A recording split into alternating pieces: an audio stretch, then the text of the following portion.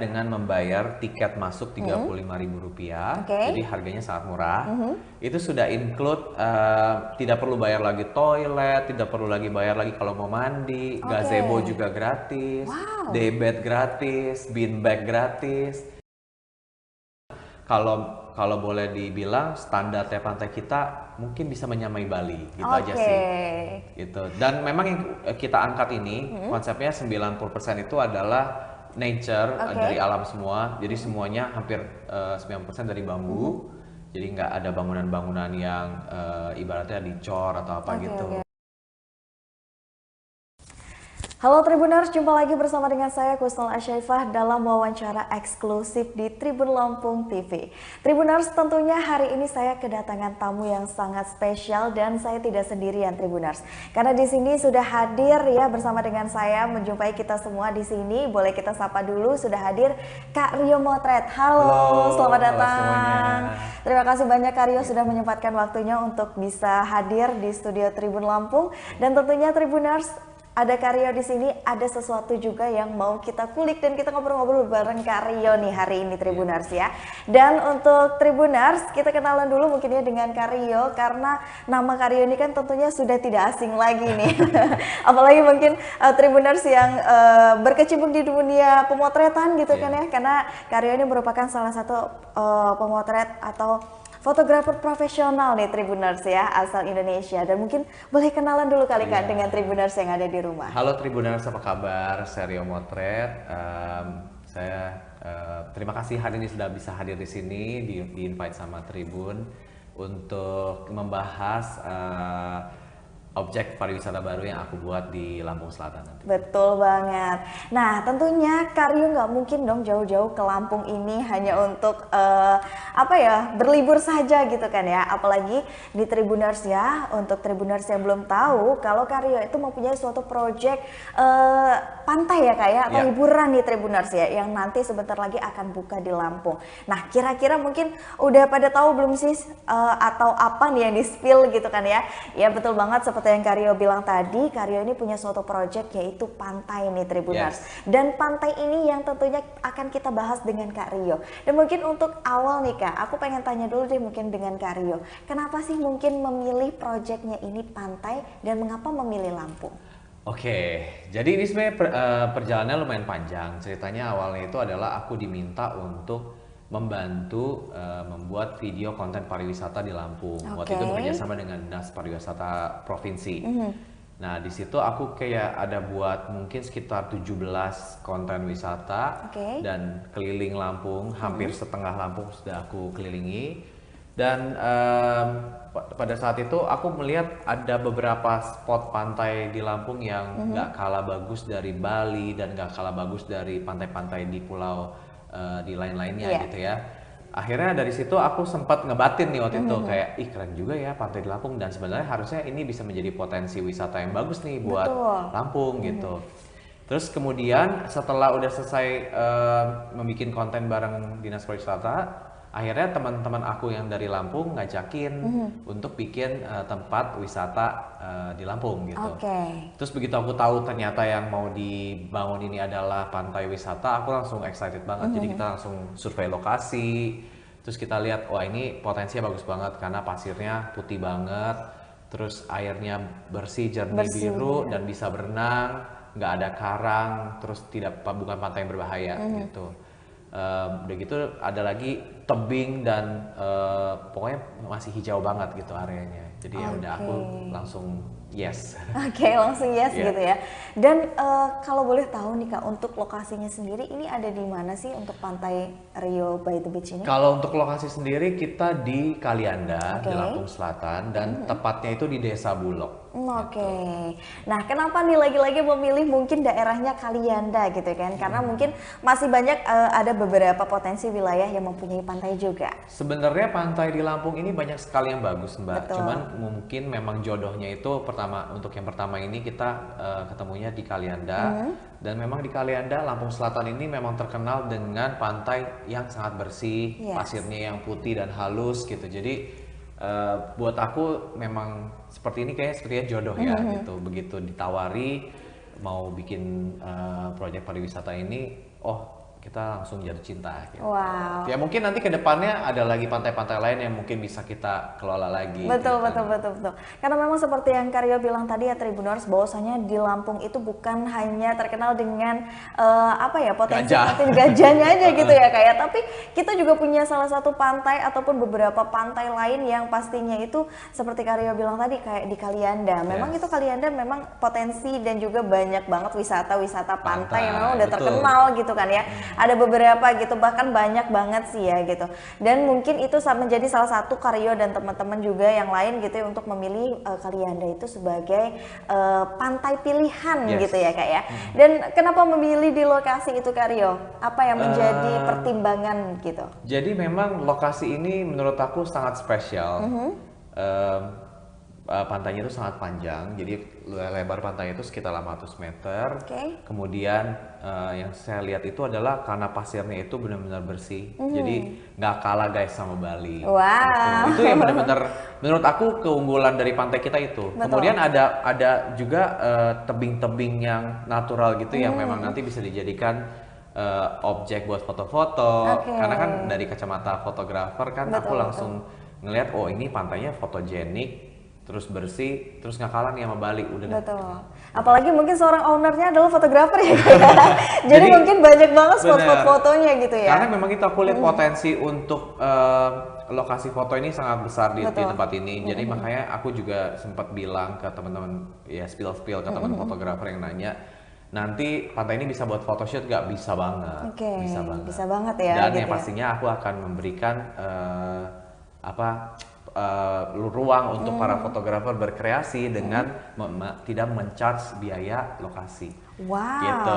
Jadi nggak ada izin lokasi di tempat aku, boleh foto bebas. Boleh foto bebas untuk apapun itu. Boleh pre-wedding, boleh mau foto-foto mau bikin konten, mau tiktokan apa bebas. Wow, pastinya ini hal yang kita tunggu-tunggu banget ya Tribuners. Kita udah gak sabar juga nih kan ya nanti untuk melihat bagaimana hasil 100% jadi dari Rio by the Beach ini. Dan mungkin tadi kita udah berbicara tuh Kak masalah lokasinya yang strategis gitu kan ya, dan juga mungkin potensi lain dari pantai pasir putihnya yang benar-benar bersih gitu kan. Nah, untuk akses jalan gimana nih Kak? Karena kan kita tahu ya, mungkin beberapa pantai di Lampung itu banyak banget akses jalannya yang masih belum memadai itu Kak. Kalau untuk akses jalan kan ada tol Kalianda, itu kan tolnya baru dan itu dari Bandar Lampung pun juga hanya 1 jam. Kemudian akses menuju pantai kita sendiri pun kita bikin akses baru. Jadi jalan private menuju pantai yang memang tidak tergabung dengan pantai-pantai lainnya. Wow, jadi khusus nih ya untuk khusus. pantai ini saja. Kita bikin jalan khusus menuju pantai kita dan sekarang progresnya udah 80% jadi. Wow, luar biasa nih Tribuners. Kita makin gak sabar aja kan ya nanti bakalan datang ke pantai yang barusan buka ini. Nah, selain itu apa sih mungkin fasilitas yang bisa diberikan oleh pantai Rio by the Beach ini? Jadi fasilitasnya itu adalah hanya dengan membayar tiket masuk Rp35.000. Jadi harganya sangat murah. Itu sudah include tidak perlu bayar lagi toilet, tidak perlu lagi bayar lagi kalau mau mandi, gazebo juga gratis, daybed gratis, beanbag gratis. Kemudian di dalamnya itu kita ada food court. Nanti ada beberapa tenan, mungkin sekitar 6-10 tenan yang akan di dalam food court kita ini.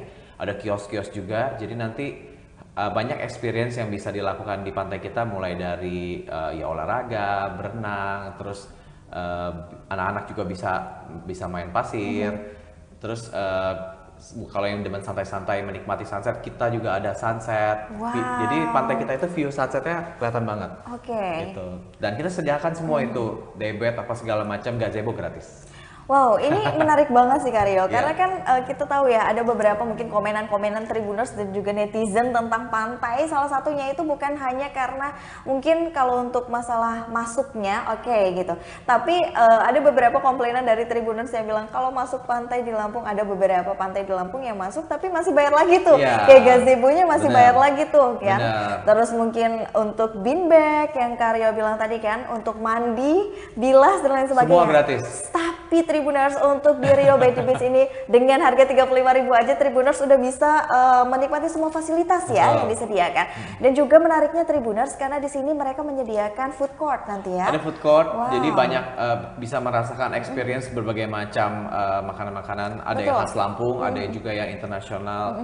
Ada kopi juga, kopi-kopian. Jadi kalau mau ngopi-ngopi di pantai. Kafe-kafe mungkin ada? Kafe, jadi planning ke depannya akan ada beberapa kafe, kafe private yang akan dibuat di pantai kita juga. Wow, luar biasa. Ini konsepnya kayak matang banget nih kayaknya. Untuk perencanaannya sendiri sudah berapa lama Kak Rio? Perencanaannya sebenarnya dari tahun lalu udah di planning, terus kemudian pembangunannya sendiri pun sudah berjalan sekitar 6 bulan. Sekarang sih sudah memasuki tahap 80% jadi gitu. Cuman kan memang karena area kita luas, planning ke depannya tuh banyak. Jadi bakal ada private cafe, bakal ada resort, bakal ada outbound activity. Jadi kita akan terus progresi gitu. Karena banyak banget potensi yang mungkin nanti di sana bisa juga ya tuh kayak jadi peluang-peluang Tribuners untuk bisa menikmati semuanya gitu. Jadi bukan hanya menikmati keindahan pantainya aja, tapi Tribuners juga mungkin yang kayak Kak Rio bilang tadi mau outbound ataupun mau family gathering gitu ya sama teman-teman sama keluarga itu bisa di sana ya. Nah mungkin Kak Rio ada kiblat pantainya nggak sih yang menjadikan Kak Rio itu terinspirasi banget nih pengen buat pantai seperti ini gitu di pantai Kak Rio? Kalau kiblat sih sebenarnya nggak ada, maksudnya dalam arti kita tidak mengcopy pantai manapun, cuman kalau boleh dibilang standarnya pantai kita mungkin bisa menyamai Bali gitu aja sih. Gitu. Dan memang yang kita angkat ini konsepnya 90% itu adalah nature dari alam semua. Jadi semuanya hampir 90% dari bambu. Jadi nggak ada bangunan-bangunan yang ibaratnya dicor atau apa gitu. Kita bikinnya semua dari bambu. Jadi buat para pecinta alam cocok banget nih. Karena begitu masuk ke pantai kita berasanya kayak lagi di dusun-dusun gitu loh. Jadi memang nanti akan fotogenik banget. Waduh, makin gak sabar aja nih ya. Udah di-spill nih beberapa ada apa aja dan beberapa tadi udah banyak banget spotlightnya nih ya untuk Tribuners ya. Dan untuk Tribuners juga nih yang mungkin dari wilayah luar Lampung mau main-main nanti ke Lampung gitu kan ya, bisa banget untuk mampir ke pantainya Rio by the Beach ini dan menjadi salah satu rekomendasi pantai baru nih untuk Tribuners ya, bisa cobain ke sana.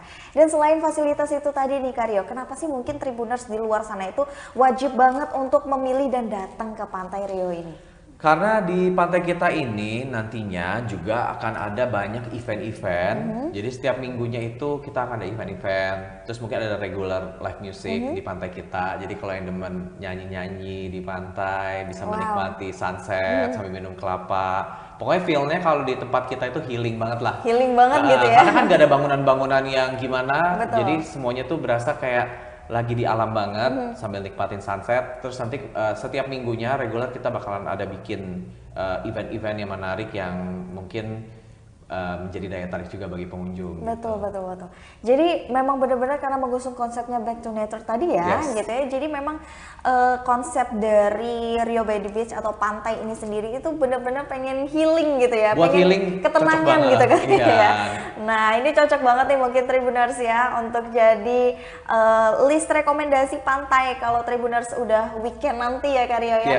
Nah kalau untuk pembicaraan masalah grand openingnya atau pembukaannya itu kapan sih? Mungkin kan karena dari tadi udah spill nih kayak dan mungkin Tribuners di rumah pengen nyatet juga tanggal grand opening. Jadi gini, kalau untuk dibuka untuk umum kita akan mulai tanggal 5 April. Karena udah banyak banget nih yang nge-DM, Kak bisa gak nih sebelum Lebaran udah dibuka karena kita pas pulang kampung pengen main ke sana. Ya udah akhirnya manajemen memutuskan tanggal 5 April itu sudah kita buka untuk umum, tapi memang belum grand opening karena kita sebenarnya masih tetap tahap progres terus. Kemungkinan grand openingnya di bulan Mei. Jadi bulan Mei ya. Tapi kalau untuk tanggal 5 ini? Tanggal 5 udah dibuka untuk umum, jadi pengunjung sudah bisa menikmati, sudah bisa leisure di sana. Udah bisa berarti. Udah bisa healing. Fasilitas sudah jadi semua. Apalagi kan untuk sekarang aja udah 80% ya Kak ya?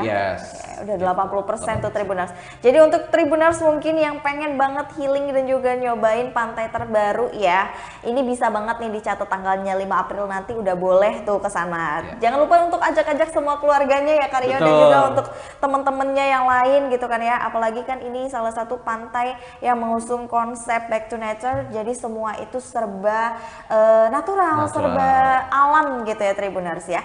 Dan untuk di sana sendiri apa sih mungkin yang bisa ditawarkan untuk Tribuners selain fasilitas dan juga keindahannya sih Karyo? Apa ya, mungkin kalau aku bilang ya experience aja sih Mbak, karena kan hanya dengan 35.000 Betul. bisa semua all in fasilitas, nggak perlu bayar lagi, dan mungkin nanti pantai kita ini kan aman untuk berenang. Ya, oke. Kita juga akan menyediakan lifeguard untuk mengawasi, maksudnya karena memang pantai kita luas ya. Betul, betul. Jadi ada lifeguard yang memang kita sediakan untuk mengawasi orang-orang yang berenang.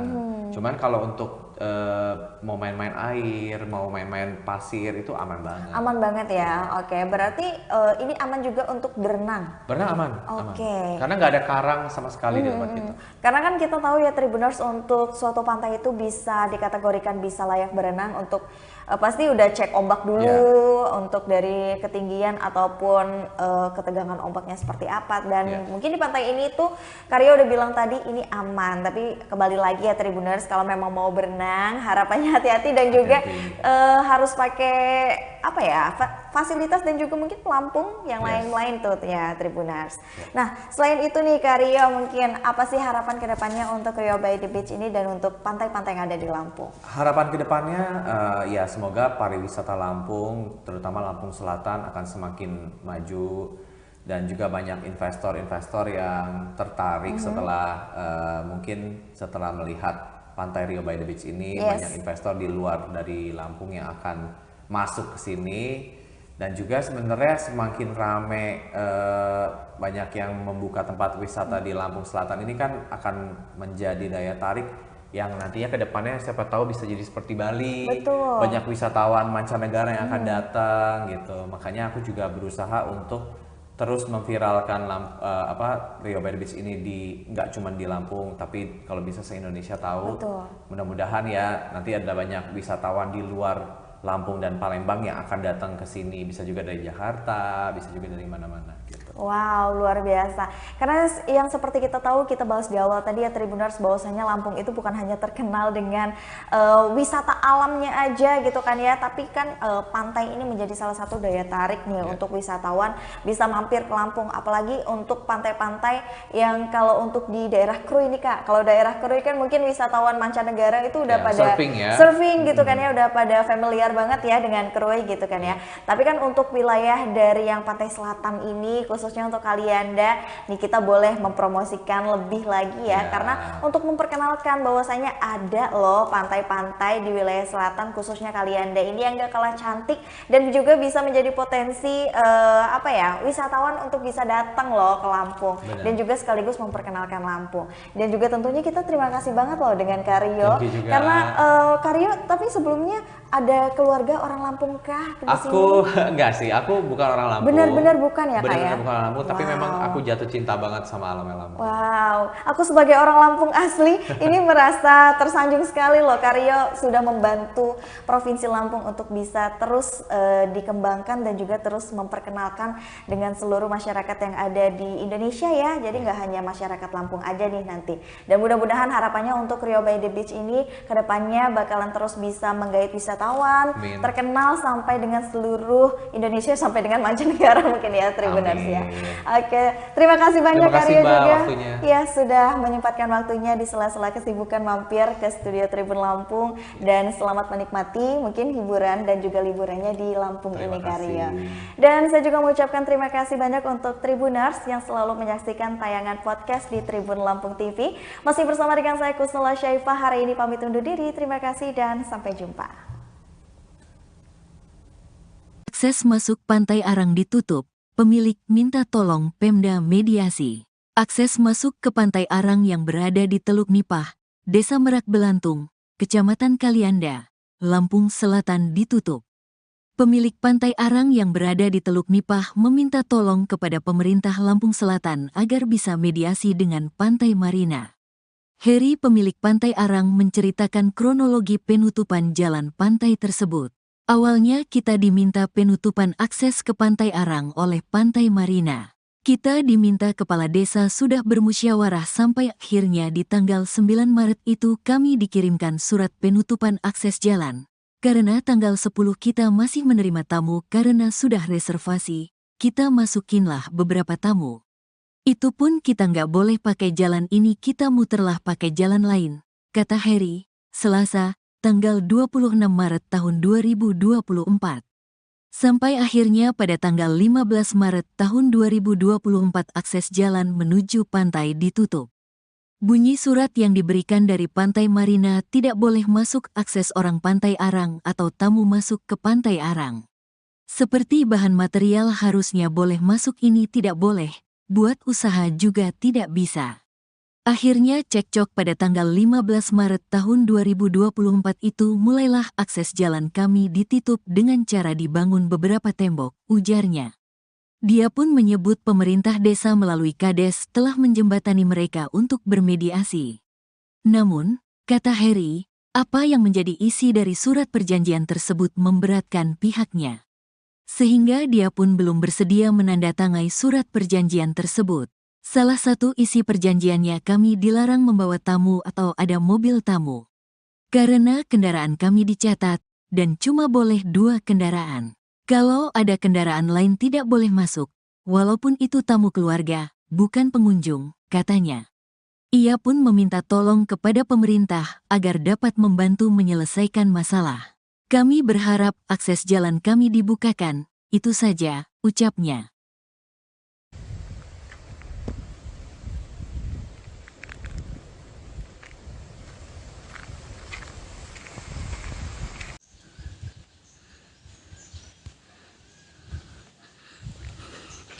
Izin kita dengan siapa bang? Dengan Heri. Oke, bang boleh jelasin nggak bang kronologi kejadian ini bang? Ya, awalnya itu bermula kita diminta untuk penutupan akses ke Pantai Arang oleh pihak Pantai Marina. Awalnya kita sudah ke kepala desa, sudah bermusyawarah sampai akhirnya di tanggal 9 itu kita diberikan surat untuk penutupan akses jalan.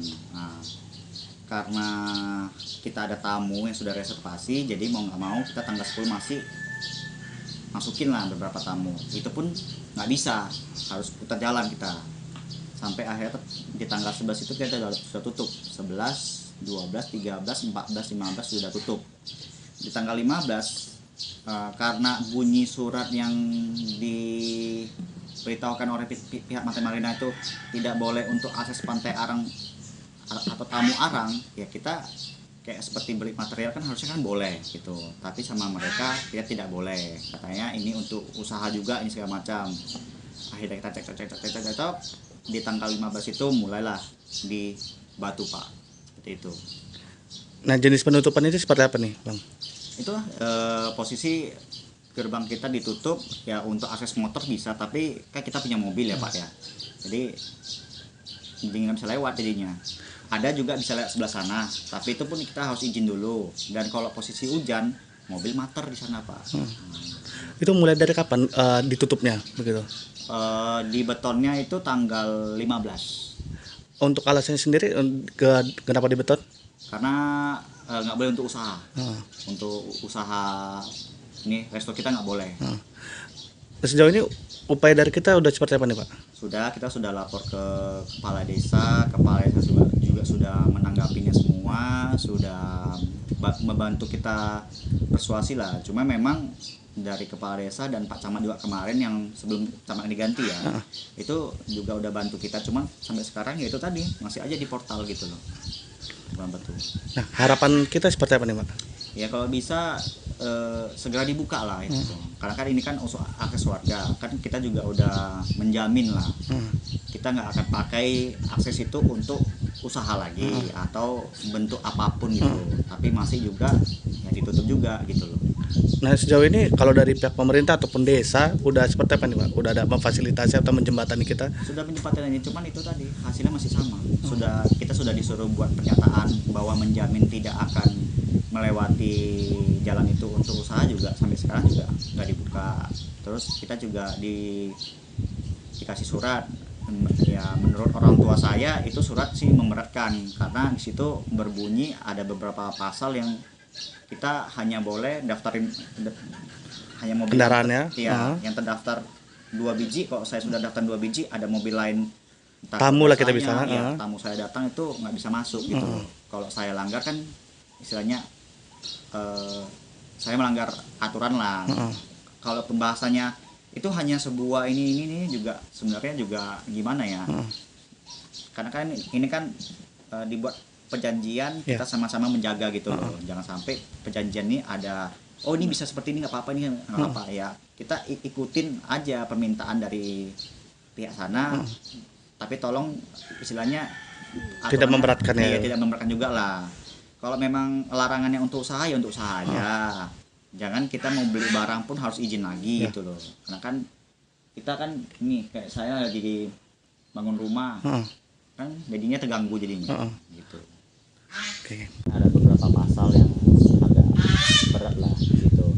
Itu surat dari kepala desa ya Pak ya? Ya kepala desa untuk menjamin kita. Nah untuk kita sudah juga membuat pernyataan juga ke pihak Pantai Marinanya bahwa isinya tidak akan memberikan akses untuk usaha atau material untuk pantai sebelah atau pantai kita juga enggak. Nah itu ini sudah dibantu sama kepala desa semua. Tapi sama aja. Kalau surat penutupan tadi Pak? Surat penutupannya ada juga dari pantai.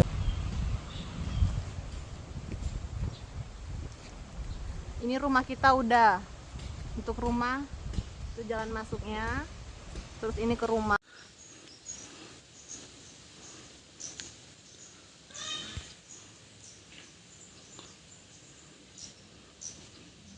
Ini yang surat penutupannya per tanggal berapa nih Pak? Tanggal 9. Tanggal 9 malam itu ya Pak ya? Nah itu waktu itu sedang ada tamu kita ya? Iya, posisi kan Pantai Marina buka suara soal penutupan akses ke Pantai Arang. Pantai Marina buka suara soal penutupan akses jalan ke Pantai Arang, Teluk Nipah, Desa Merak Belantung, Kecamatan Kalianda, Lampung Selatan. Akses masuk ke Pantai Arang di Teluk Nipah, Desa Bulog, Kecamatan Kalianda, Lampung Selatan ditutup. Penutupan akses masuk ke Pantai Arang itu dilakukan oleh pengelola Pantai Marina sejak Jumat, tanggal 15 Maret tahun 2024 lalu. Perwakilan Pantai Marina, Halim, mengklaim jalan tersebut milik Pantai Marina. Perihal jalan milik Pantai Marina, perlu kita jelaskan bahwa jalan ini dibeli dari warga setempat oleh Pantai Marina dan dibuat dari lahan yang dulunya kebun-kebun, kata Halim, Rabu, tanggal 27 Maret tahun 2024. Halim menjelaskan, pihaknya memiliki bukti kepemilikan lahan tersebut berupa 21 akta jual beli (AJB) yang dikeluarkan pada 1997. Dijelaskannya, setelah dibuat jalan baru mulai ada beberapa rumah warga yang didirikan di sepanjang jalan tersebut. Dari tahun 1997 sampai detik ini kami dari pengelola Pantai Marina tidak mempunyai masalah dengan warga sekitar jalan kami, ujarnya. Ia menjelaskan, dari awal pihaknya komitmen warga setempat boleh menggunakan jalan tersebut untuk keperluan sehari-hari. Dari awal pihaknya sudah memberikan toleransi kepada Pantai Arang untuk menggunakan jalan itu. Perihal Arang, dari awal mereka buka, sudah kami ingatkan untuk mencari jalan sendiri dan jangan menggunakan akses jalan kami, ujarnya. Pihaknya juga sudah memberi waktu kepada pihak Pantai Arang untuk mencari jalan sendiri. Kami ingatkan dari awal, kami hanya memberikan izin lewat untuk 6 bulan dari awal mereka buka, ujarnya. Sejauh ini mereka telah membuka tempat tersebut dengan perkiraan waktu sekitar 2 tahun, sambungnya. Pihaknya pun sudah memberikan informasi sebelum adanya penutup akses masuk ke Pantai Arang. Alasan kami memasang portal tersebut karena mereka memaksa dengan kekerasan untuk masuk material. Kita portal dan mereka melintangin mobil, beber Halim. Kita juga sudah mengikuti arahan Kades untuk memberi akses kepada mobil mereka. Tapi dia yang enggak mau tanda tangan, sambungnya namun, pihak Pantai Arang tidak menggubris imbauan tersebut. Mulai dari Desember tahun 2023 kami telah menghubungi pihak Arang dan memberi info bahwa kami akan menutup akses kami dari Pantai Arang terhitung dari Januari tahun 2024, ujarnya. Pantai Arang meminta tempo sampai Februari karena katanya pemilik asli akan datang di Februari tahun 2024. Di Januari tahun 2024, kami kembali mengingatkan Pantai Arang untuk penutupan akses, tutupnya.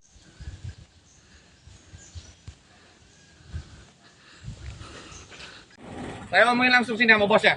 Jangan banyak ngomong aja. Her, tunggu dulu, Her. Her, ini mobilmu siapa? Tunggu dulu lo. Bentar, kita lagi koordinasi sama bos.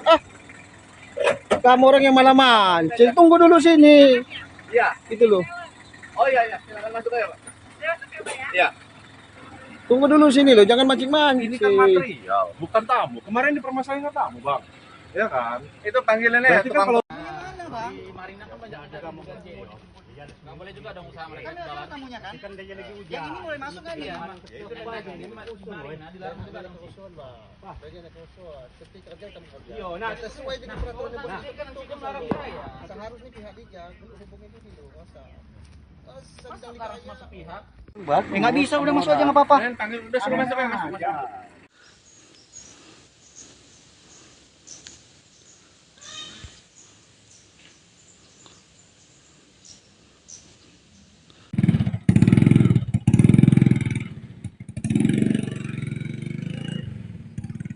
Izin kita dengan siapa, Bang? Dengan Heri. Oke. Bang, boleh jelasin nggak, Bang, kronologi kejadian ini, Bang? Ya, awalnya itu bermula kita diminta untuk penutupan akses ke Pantai Arang oleh pihak Pantai Marina. Awalnya kita sudah ke kepala desa, sudah bermusyawarah sampai akhirnya di tanggal 9 itu kita diberikan surat untuk penutupan akses jalan. Nah, karena kita ada tamu yang sudah reservasi, jadi mau nggak mau kita tanggal 10 masih masukin lah beberapa tamu. Itu pun nggak bisa, harus putar jalan kita.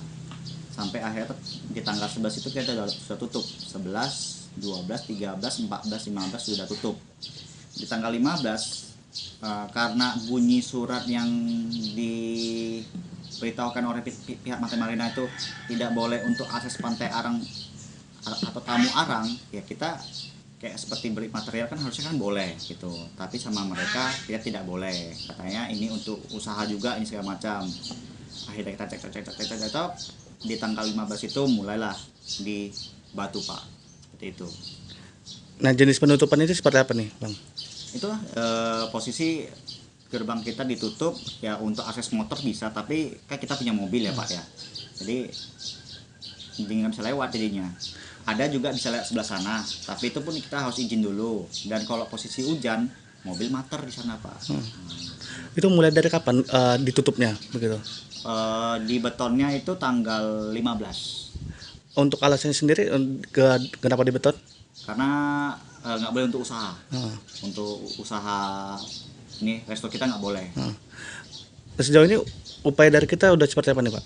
Kita sudah lapor ke kepala desa juga sudah menanggapinya semua, sudah membantu kita persuasi lah. Cuma memang dari kepala desa dan Pak Camat juga kemarin yang sebelum Camat diganti ya, itu juga udah bantu kita. Cuma sampai sekarang ya itu tadi masih aja di portal gitu loh. Betul. Nah, harapan kita seperti apa nih, Pak? Ya kalau bisa segera dibuka lah itu.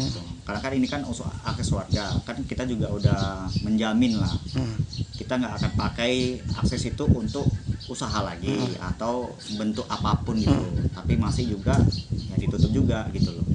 Nah, sejauh ini kalau dari pihak pemerintah ataupun desa udah seperti apa nih, Pak? Udah ada memfasilitasi atau menjembatani kita? Sudah menjembatani, cuman itu tadi hasilnya masih sama. Kita sudah disuruh buat pernyataan bahwa menjamin tidak akan melewati jalan itu untuk usaha, juga sampai sekarang juga nggak dibuka.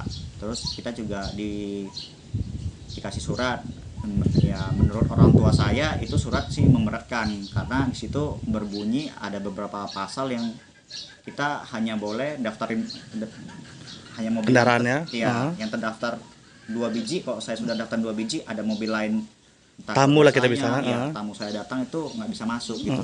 Kalau saya langgar kan istilahnya saya melanggar aturan lah. Kalau pembahasannya itu hanya sebuah ini juga sebenarnya juga gimana ya? Karena kan ini kan dibuat perjanjian kita sama-sama menjaga gitu loh. Jangan sampai perjanjian ini ada ini bisa seperti ini nggak apa-apa, ini nggak apa-apa ya. Kita ikutin aja permintaan dari pihak sana. Tapi Pemkot Bandar Lampung gencarkan pasar murah saat Ramadan.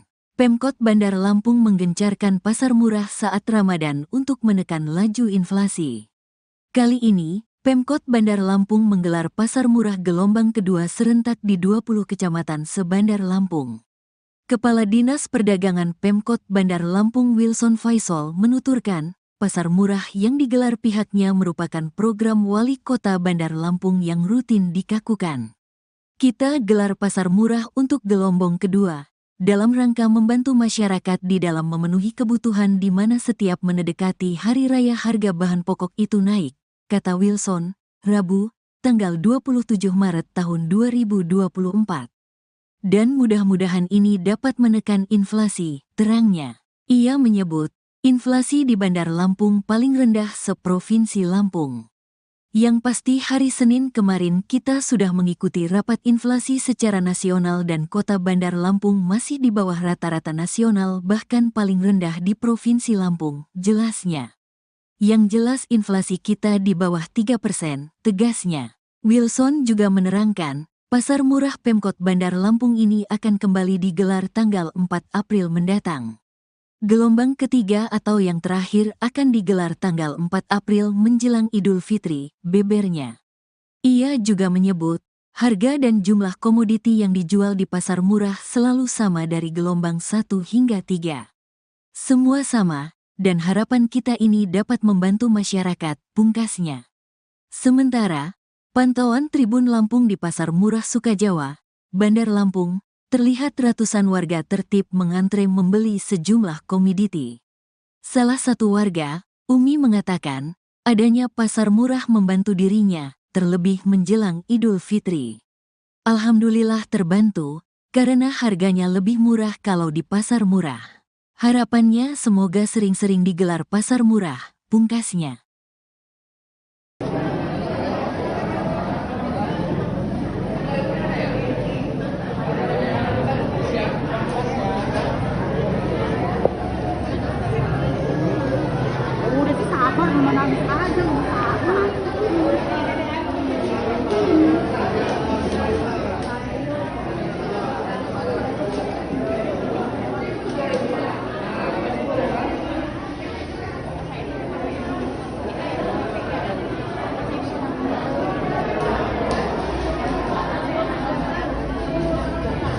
Kita melaksanakan pasar murah yang tahap kedua ya, dan serentak di 20 kecamatan.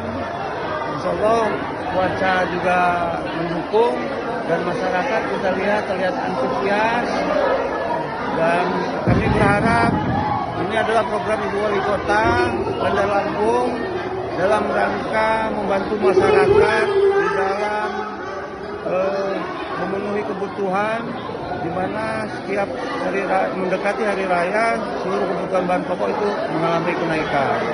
Dan mudah-mudahan kegiatan ini dapat membantu dan meringankan beban masyarakat. Dan terkait dengan masalah inflasi, ini memang mudah-mudahan juga berimbas dengan menekan laju inflasi yang ada di Kota Bandar Lampung. Untuk angka inflasi yang kita bisa tekan sampai berapa persen, Pak? Ini kan sebenarnya efektif warga dan antusias banget. Yang pasti hari Senin kemarin kita sudah juga mengikuti rapat Petugas menerapkan kontraflow imbas insiden kecelakaan beruntun 5 kendaraan yang terjadi di gerbang tol Halim Utama, Rabu, tanggal 27 Maret tahun 2024, pagi. Diketahui, kecelakaan tersebut terjadi di gerbang tol Halim Utama dari arah Cawang, Jakarta Timur. Ada kendaraan tabrakan beruntun di lajur akses masuk gerbang tol Halim. Dalam penanganan petugas, tulis akun X @Jasa Marga pada pukul 8.55 waktu Indonesia Barat. Bagi pengguna tol dalam kota, Jasa Marga meminta pengendara berhati-hati karena ada pemberlakuan lajur kontraflow dari arah gerbang tol Halim di lajur kanan. Hati-hati di Senayan KM 08+100 setelah GT Halim 3 KM 01+300. Ada lajur CONTRAFLOW dari arah GT Halim di lajur kanan, tulis akun tersebut.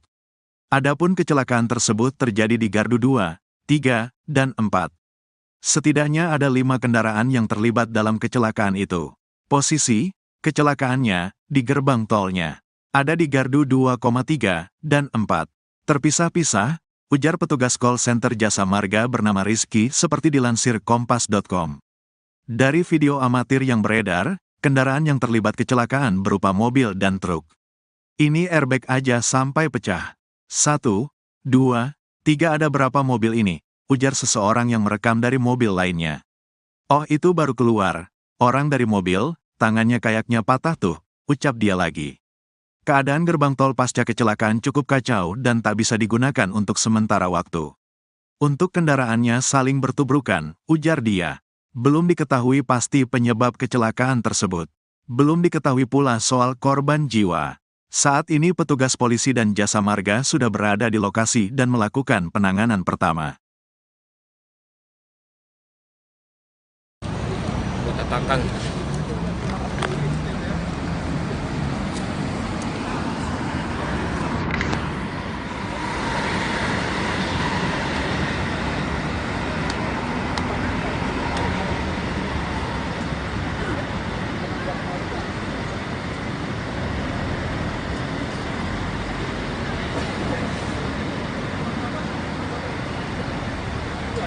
Jadi semua satu lajur, woy, kata si itu tadi, kata si satu lajur.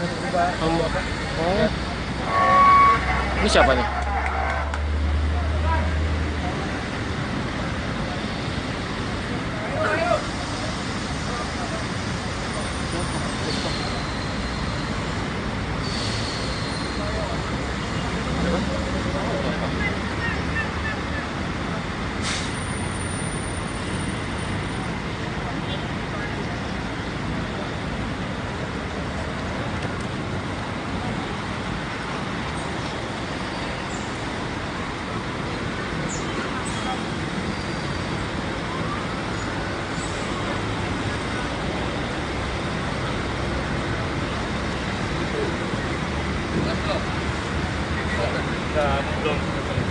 Hadir. Kenapa? Hadir. Loy. Hah? Baru nyampe, iya wawancara pasti.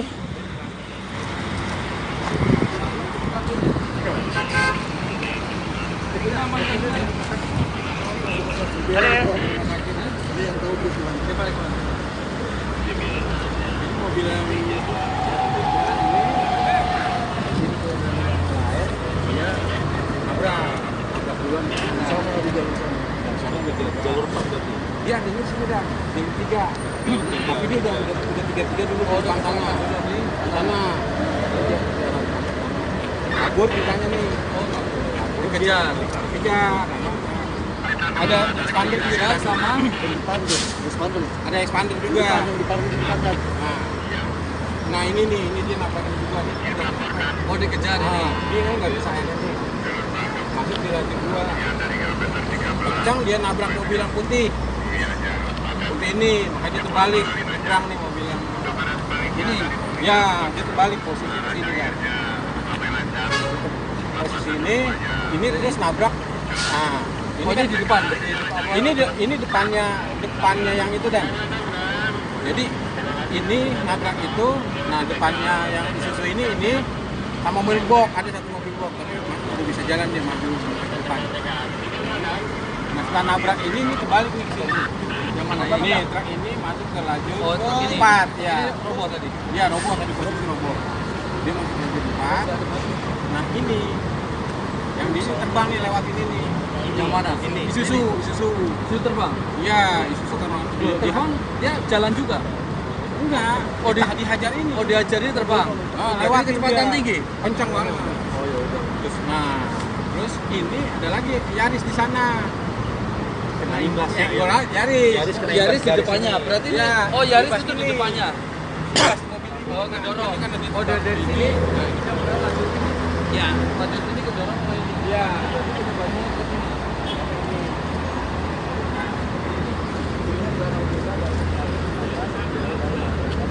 Dia udah bal-balan. Udah diamankan. Dia apa di ini? Diamankan, dijaga jangan sampai ini. Di Borgol aja. Iya, dia apa diamankan? Iya, dia aman, pastikan aman. Tuh tes apa? Kita suruhin semuanya. Berarti truk ini ya? Ya, ini karena tadi sempat kabur. Oh, jadi truk ini awalnya ke Nah, mereka sama ini. apa ini terus Kerja tuh, ya. Bikin berjalan ada expander dulu ke sana. oh berarti ininya ini sama ini dulu ya? Ya. Karena ini juga ini imbas semuanya gitu Imbas ya? semuanya. Ini mobil ini kabur. Oh tadinya ini berhenti di depannya malah benar. Nah, ini lagi ada antrian dan itu dua Iya. tiga antrian.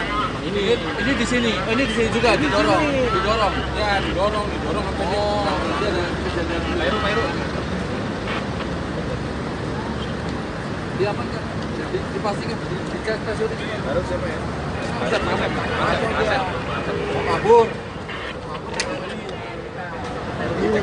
Iya, dibawa ke atas dan. Langsung pastikan. Mau bunuh diri. Atas.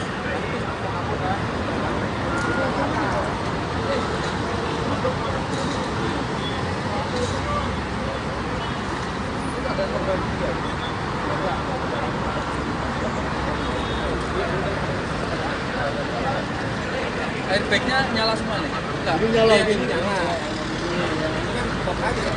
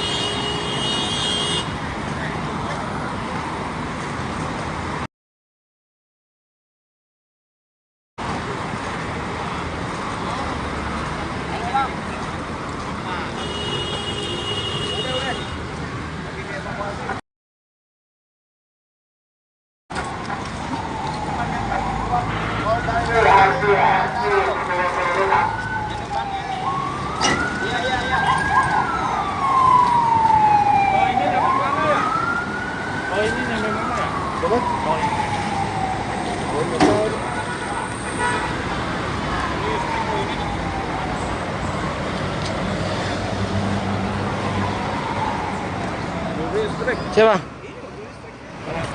Oh iya bener. Saksi. Badan Meteorologi, Klimatologi dan Geofisika (BMKG) mencatat sudah ada sebanyak 300 gempa yang terjadi di utara perairan Tuban selama Jumat, tanggal 22 Maret tahun 2024, hingga Selasa, tanggal 26 Maret tahun 2024. Tanggal 26 Maret tahun 2024 sampai jam 15 waktu Indonesia Barat terjadi 300 gempa bumi, kata Kepala Stasiun Geofisika Kelas 2, Ruli Oktavia Hermawan, ketika dihubungi melalui pesan. Ruli mengatakan, titik gempa yang lebih dekat dengan Pulau Bawean, Gresik, Jawa Timur, tersebut berkekuatan paling kecil magnitudo 2,7, sedangkan untuk yang terbesar magnitudo 6,5.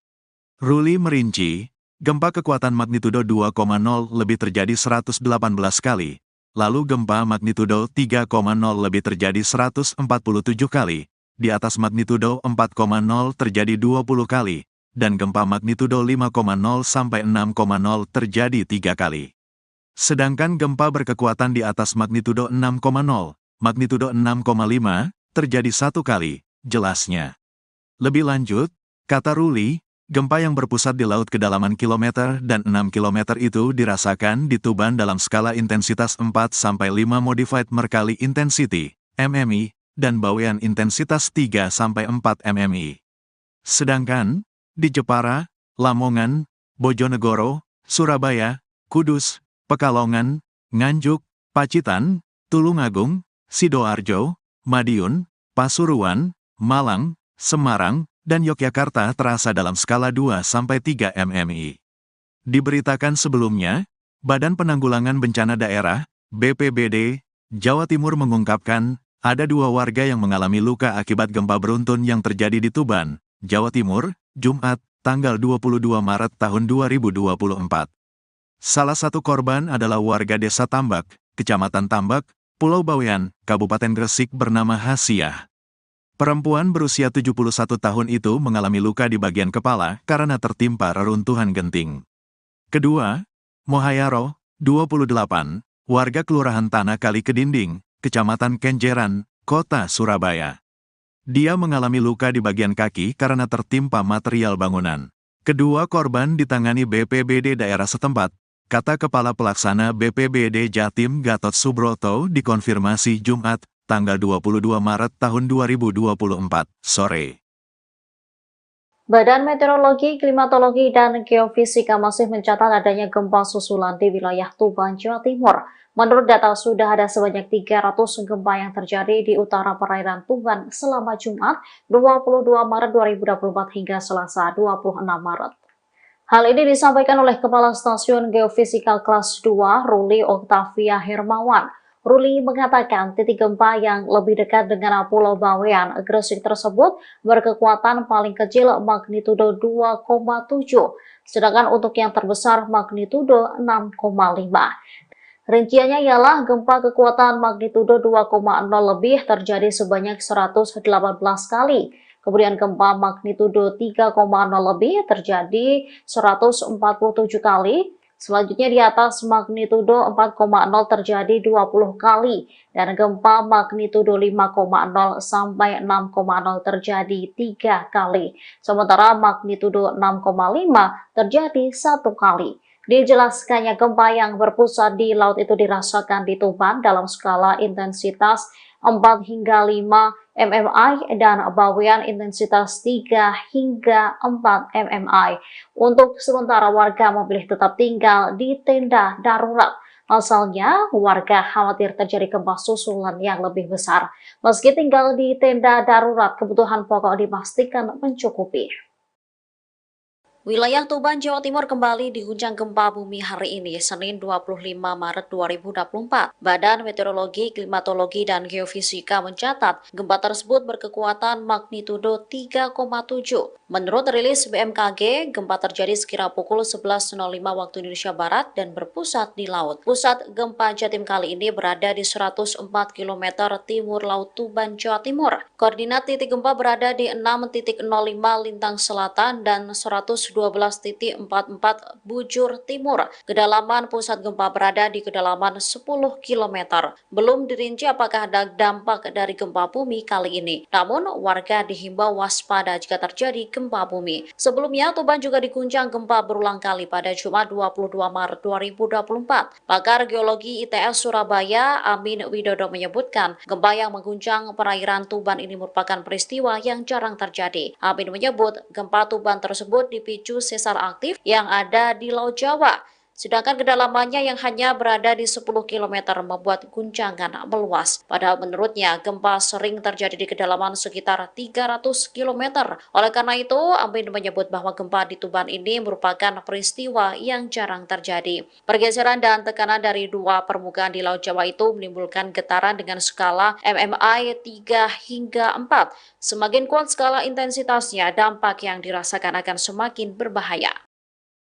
Baby volcano atau biasa disebut beleduk cangkring di Desa Grabakan, Grobogan, Jawa Tengah mengeluarkan semburan lumpur deras selesai gempa magnitudo 6,5 di Kabupaten Tuban, Jawa Timur pada Jumat 22 Maret 2024 sore.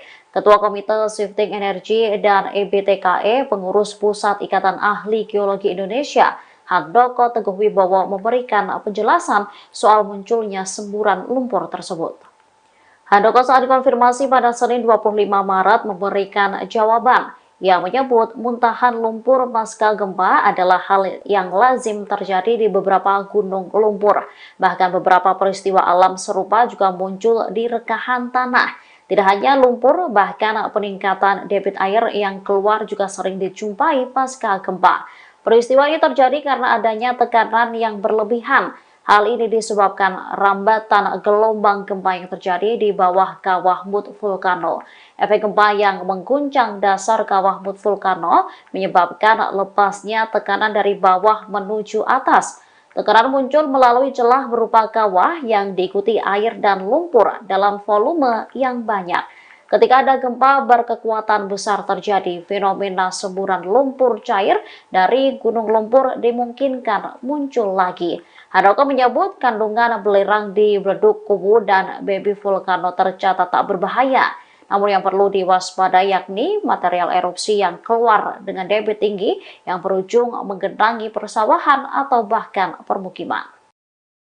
Muncul dua fenomena alam selesai gempa melanda wilayah Tuban, Jawa Timur pada Jumat 22 Maret 2024 sore. Namun menurut para ahli, fenomena tersebut lazim terjadi selesai gempa melanda suatu wilayah. Fenomena alam pertama yang terjadi ialah munculnya semburan lumpur deras di Desa Grabakan, Grobogan. Ketua Komite Shifting Energy dan EBTKE, pengurus Pusat Ikatan Ahli Geologi Indonesia, Handoko Teguh Wibowo memberikan penjelasan soal munculnya semburan lumpur tersebut. Ia menyebut muntahan lumpur pasca gempa adalah hal yang lazim terjadi di beberapa gunung lumpur. Hal ini disebabkan rambatan gelombang gempa yang terjadi di bawah kawah Mut Vulcano. Tidak hanya lumpur, bahkan peningkatan debit air yang keluar juga sering dijumpai pasca gempa. Fenomena alam kedua ialah muncul semburan air panas di bawean Gresik. Pakar Geologi Institut Teknologi 10 November Surabaya, Amin Widodo mengungkap penyebab munculnya sumber air tersebut. Dikatakannya, fenomena munculnya sumber air panas termasuk hal biasa. Pasalnya, energi gempa dapat meretakan lapisan batuan sehingga air panas bisa merembes keluar. Namun Amin mengungkapkan semburan air itu tidak membahayakan masyarakat yang berada di sekitar lokasi. Berturut-turut yang terjadi di wilayah Tuban, Jawa Timur pada Jumat 22 Maret 2024 menimbulkan kerusakan terhadap ribuan rumah warga. Kerusakan yang ditimbulkan mulai dari rusak ringan hingga berat. Badan Nasional Penanggulangan Bencana mencatat sebanyak 774 rumah rusak berat akibat gempa dengan magnitudo 6,5. Data kerusakan ini dikumpulkan hingga hari ini, Senin 25 Maret. Sedangkan rumah rusak sedang sebanyak 1.332 unit dan rusak ringan sebanyak 2.573 unit. Total rumah rusak dilaporkan mencapai 4.679 unit. Dari total jumlah tersebut, kerusakan terbanyak berada di Kabupaten Gresik. Selain bangunan tempat tinggal, gempa tersebut juga merusak bangunan fasilitas publik.